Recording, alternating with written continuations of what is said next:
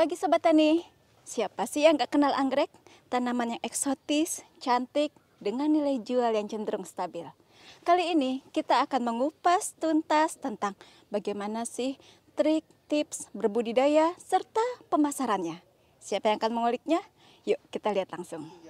Sobat Tani, beliau adalah petani pelaku usaha budidaya anggrek tanah. Apa saja sih tips dan trik yang dilakukan oleh beliau? Yuk kita kulik habis.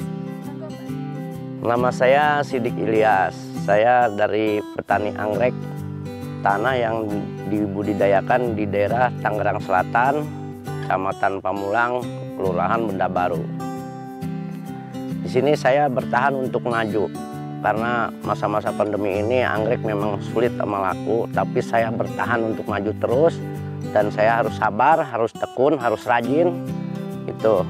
Jadi supaya nanti selesainya masalah pandemi ini yang kita lagi hadapin, biar nanti selesainya anggrek kita tetap bertahan maju terus. Nah, Pak Sodik biasa dipanggil Babeh ya? Iya, Beh, apa nih yang melatar belakangi Babeh melakukan budidaya anggrek tanah? Terus sejak kapan sih? Saya bergerak sejak tahun 1999 dan sampai saat ini saya masih bertahan di tanah anggrek. Dikarenakan anggrek itu nggak akan mundur lakunya, pasti maju terus tahun demi tahun. Nggak akan kita rugi apabila kita tekun dan rajin untuk merawatnya. Dan lakunya pun makin tahun bukan makin menurun, makin meningkat.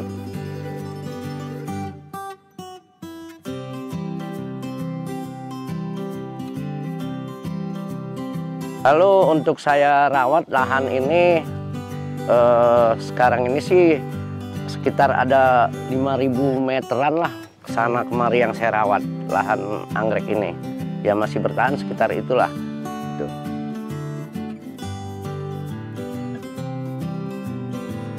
Untuk tenaga kerjanya saya bertahan di 3 orang. Saya termasuk pegawai saya 2.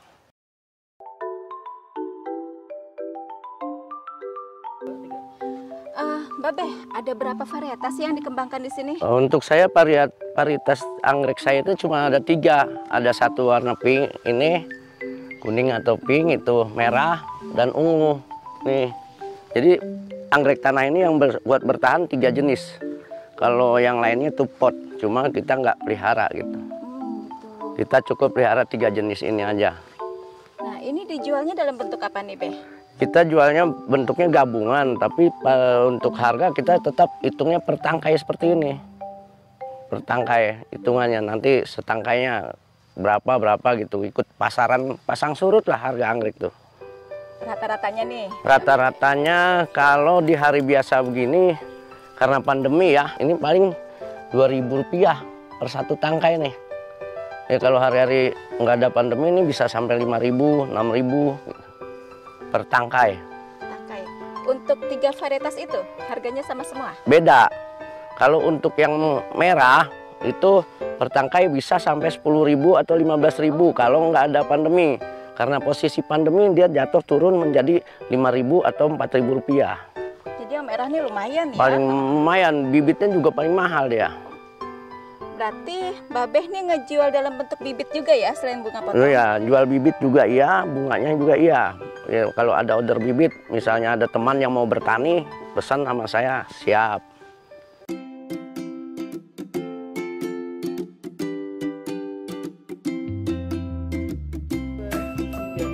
Nah, Babeh, ini omset penjualannya sampai berapa? Kalau sementara ini masa pandemi itu omset paling per bulan kita dapat ya nggak banyak lah, paling 6 terbesarnya sampai 9 juta lah per bulan.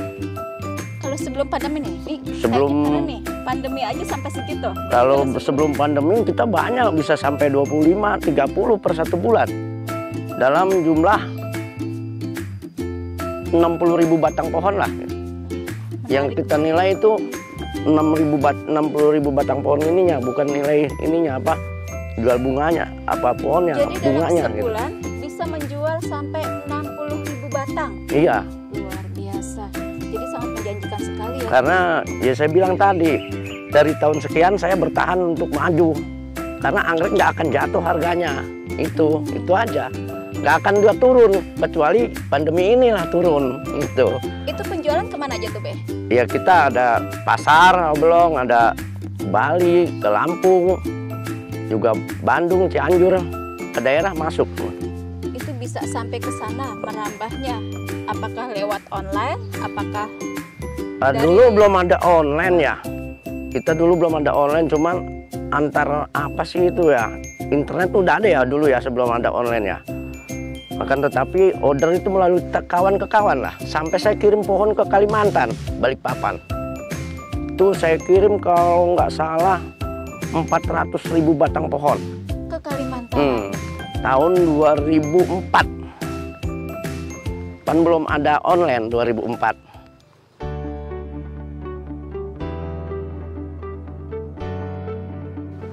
Varietas anggrek bunga merah ini itu paling banyak diminati orang karena bertahan lama dia. Setelah kita potong itu bisa sampai bertahan 10 hari asal dikasih air bawahnya, diganti lah, jangan sampai air 3-4 hari nggak diganti.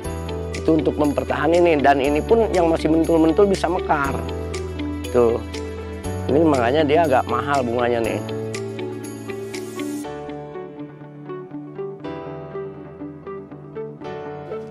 Sobat Tani, sekarang kita langsung akan melakukan kegiatan budidaya anggrek. Gimana sih caranya, tahapannya, mulai dari pembibitan sampai nanti kita tanam. Kita langsung ke pelakunya. Ya, pertama sebelum kita pindah tempat atau membudidayakannya di tempat yang baru, kita harus pilih bibitnya dulu.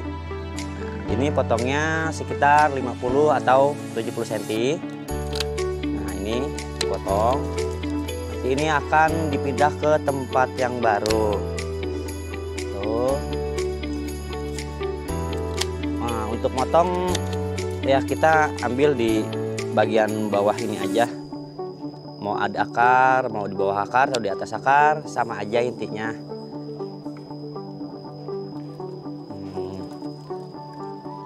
Iya, Ibu, nanti kalau seandainya Ibu udah di sana banyak ya, nanti kalau panen kita nggak boleh digunting. Itu harus dipotek pakai tangan. Kalau digunting nggak bakal laku di pasar Rawabelong sana karena dibilangnya kembang bekas pakai.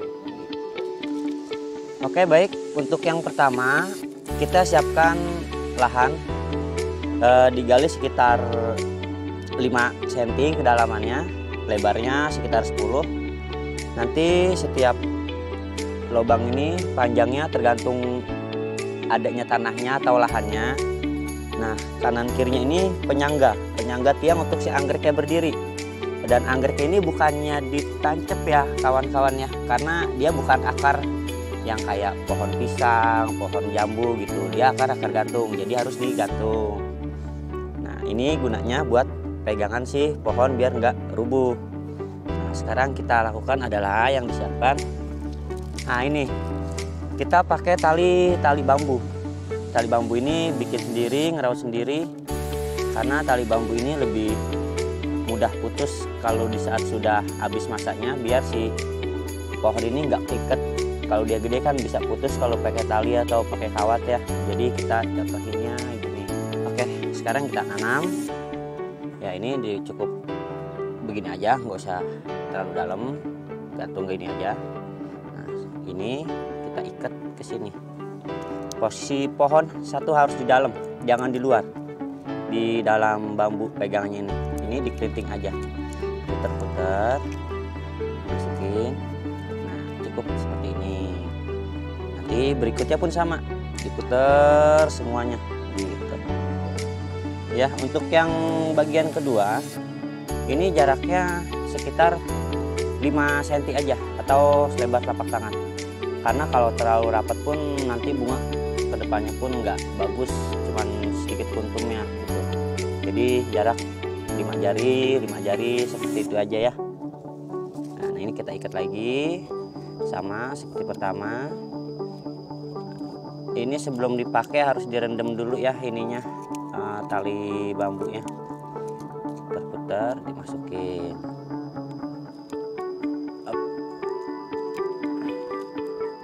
Oke. Ya, jadi ini warna lebih cerah, ini lebih pucat karena ini baru kita petik tadi buat pembibitan. Nanti daun ini pun akan seperti ini. Dia terkesan mati atau layu, tapi bukan layu karena dia nggak kesiram. Memang harus beradaptasi dulu sama lingkungan baru. Lepas ini walaupun dia mati, nah dia udah mulai kuntup, bunganya udah kelihatan ya. Jadi bukannya berarti dia mati. Dia nunggu adaptasi ya, sesuai, kelar. Nanti kalau udah penanaman, pemupukan, pemberi sabut, baru dia bakal normal seperti ini. Kalau udah normal ya, seperti inilah. Siap. Ya, kalau kita sudah penanaman selesai, sekarang kita beri sabut. Nah, sabut ini kan ada atas, ada bawah. Jadi yang bawah ini yang keras nih buat ditusuk ke dalam sini. Ini gunanya kenapa kita gali, biar dia si sabutnya nggak jomplang atau lari kemana-mana. Dipasang harus beraturan. Nah, kenapa kita pakai sabut? Karena sabut ini banyak ya, namanya sabutnya tebal. Kalau hujan dia lebih banyak atau lebih lama untuk menampung air dibanding ya media-media lain gitu. Nah, ini juga selain untuk airnya awet, nanti di sini bakal ada yang namanya pupuk kandang. Pupuk kandang ini taruh di sini, dia nggak bakal lari kemana-mana karena terhalang oleh si sabutnya ini juga. Ya, ini setelah kemarin kita penanaman, ini setelah mulai muncul akar-akar baru nih. Ini kan ada akar baru. Nah, itu akar-akar barunya baru pada muncul. Baru kita melakukan yang namanya pemupukan. Pemupukan ini ya, diauri di sininya. Kalau perlu kita masukin ke dalam-dalam sini. Seperti itu. Masukin. Ini biar banyak. Nah, pupukin aja semua.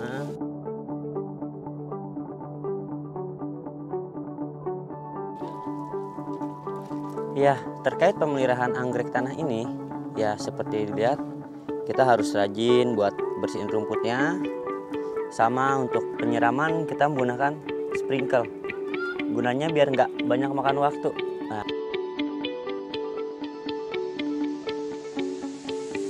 untuk anggrek tanah ini, buat kita panennya itu ada caranya sendiri. Yang pertama, ini ada batang ya. Batang ini harus dipotek begini.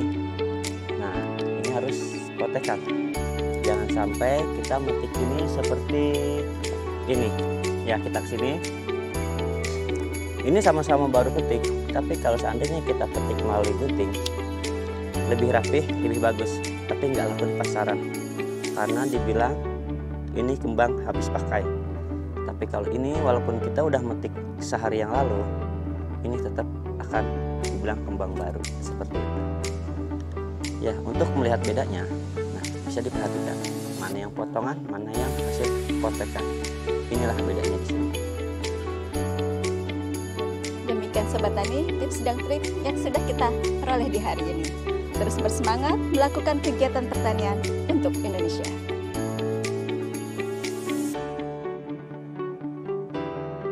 Pesan-pesan saya sama anak muda ataupun pemuda, bertanilah yang rajin dan harus kuat bertahan di dalam pertanian. Jangan kita hilangkan pertanian kita, mau di anggrek, mau di pangan, mau di tanaman apa aja itu. Kita harus tekun, rajin dan sabar. Sabar itu yang paling penting.